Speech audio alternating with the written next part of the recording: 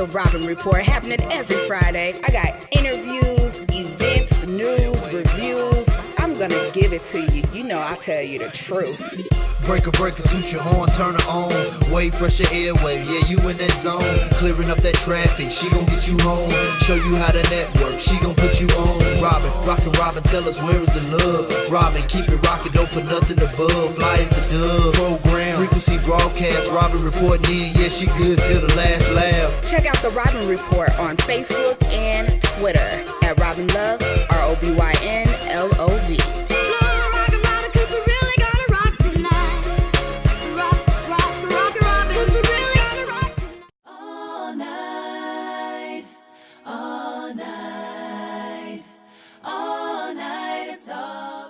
Dondria, I'm just very excited to be interviewing you today. I'm a fan of your music. Very glad to be speaking with you today. How are you doing?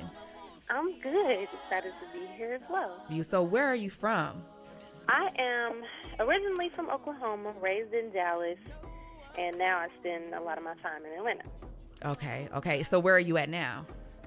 I just landed in Dallas like an hour ago. Oh, wow. So I heard you're on tour. You're on tour right now? Well, I was on tour. I am still, going around and traveling and performing, but the official tour it's over. Okay.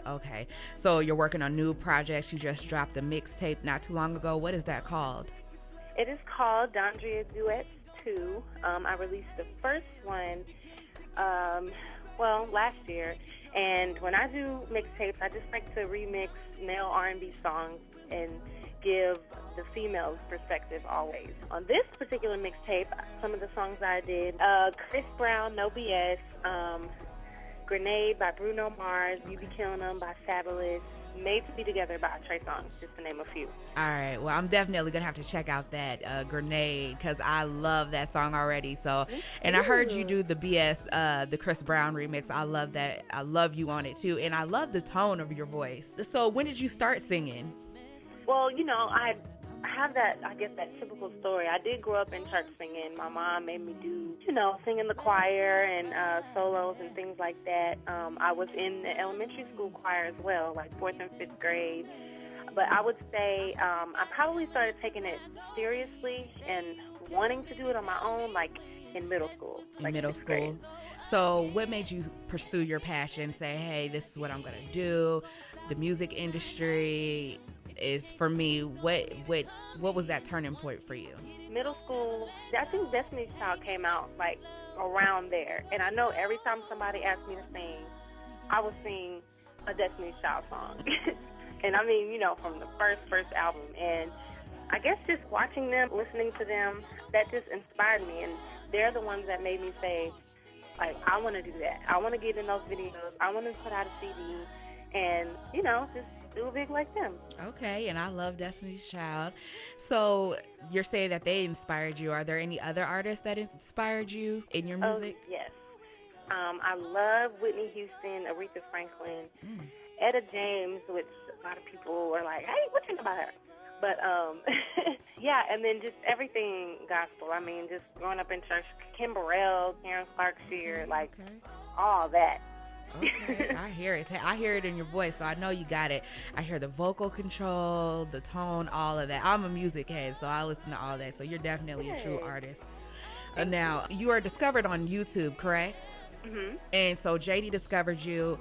What is it like working with the SoSo Def team and JD? Working with SoSo Def, he's definitely very hard. Yeah, that's really, I'm like, he's definitely... Yeah, he always wants the best, and he's, pushing you to strive for nothing but perfection. I would say at first, it kind of got on my nerves because I wasn't used to it. Mm-hmm. So I was like, dang, like, but he's always pushing me to be better. So it can be one of those things because I look to him like a big brother. So it's like, I roll my eyes at him a lot. But... I know, he wants the best, and he wants me to be successful, so I just take it and do it. Right. Okay. Last couple of questions. What do you like best about what you're doing right now? There's two things that I love and I wouldn't trade. And one is just the creative process. I think that's everybody's favorite part, or at least one of them. You know, you're in the studio and you're making music that you love to make, you know? So it's like, it's just effortless and you're having fun, and it's the only time in this business and in your career where there are no expectations, there are no opinions, you know, that you have to live up to. You're doing what you want to do, and, you know, you're proud of it. So I think that's one of the ones. The other one is when they love it, and they sing along to it, and they just show, like, their appreciation, and they show that they love what you're doing, and that is, like, the best feeling in the world, because it's like, they like me. You know, it's like, it's like a feeling of accomplishment. I understand that. Now, what don't you like about the business? I would say it could be, you know, the lack of sleep. It can be very stressful, so you definitely need to find some balance. Everybody's balance is different, I believe, but you have to find some balance or you'll go crazy. Right. So I think it's just that, you know, the hustle and bustle. It's all for a great cause, but just sometimes, you know, it can beat down on you sometimes. I totally understand that. So is there anything you want to say before we finish this interview? Well, I always like to finish out any interview just saying thank you to you, thank you to the listeners, and, you know, everybody that's been there since day one, anybody that is new, like, thank you, because not even close to where I want to be, but I'm already so far, and it's because of you all. So the mixtape, it is out, and I promise you're going to love it. You can get it on global14.com. Called Dondria Duets 2. This year is just going to be, I think, an amazing year, so just stay tuned for what else I have in store. Well, I am excited, and I want to thank you for your time today. Right tonight.